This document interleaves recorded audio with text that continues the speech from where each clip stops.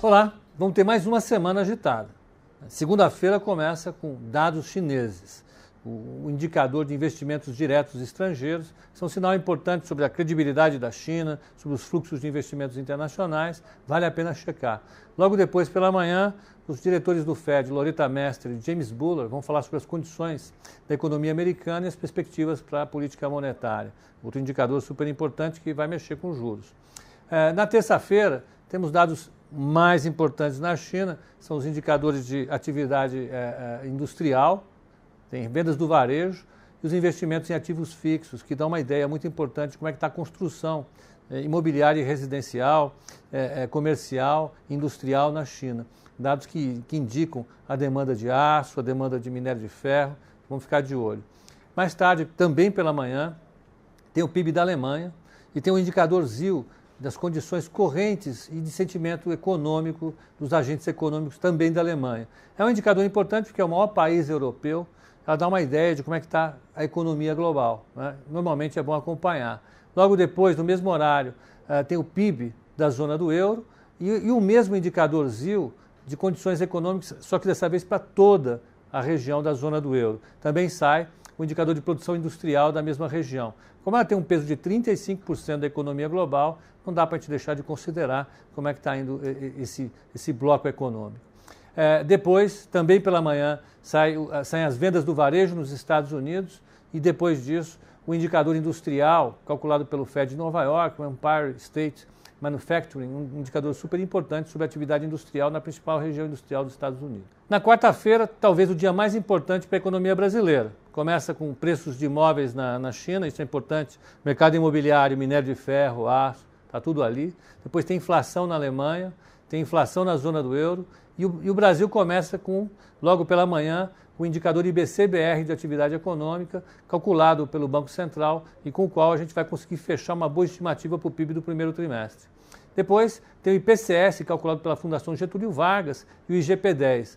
Ambos vão dar uma direção importante para a inflação nesse mês e a gente está acompanhando isso com carinho por causa tanto do dólar como do petróleo.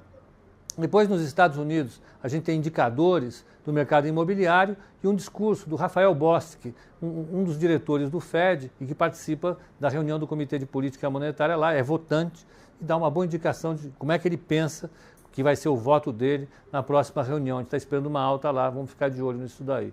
Também nos Estados Unidos sai o indicador oficial de produção industrial e depois aqui no Brasil, por volta das 10h30 da manhã, o CAGED, as contratações e demissões do mês de abril, que vão dar um indicador importante sobre o mercado de trabalho. Nos Estados Unidos, mais uma vez, tem os indicadores de produção e estoques de petróleo, uma semana em que o petróleo vai estar se mexendo bastante. É importante ver como é que está a demanda e oferta dos principais players globais. E às 18 horas aqui no Brasil, sai esperada a decisão da reunião do Copom, do Comitê de Política Monetária do Banco Central, que vai decidir sobre como vai ser a taxa de juros básica, a taxa Selic, para as próximas 5 semanas. O mercado está esperando uma queda de 0,25.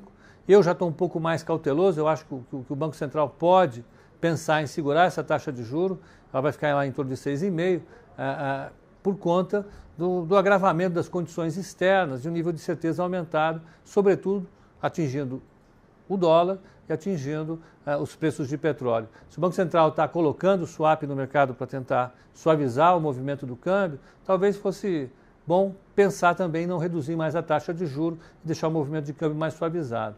Logo depois disso, na parte da tarde, o James Bullard, diretor do Fed, vai falar mais uma vez e o mercado de juros internacional vai ser altamente influenciado por isso.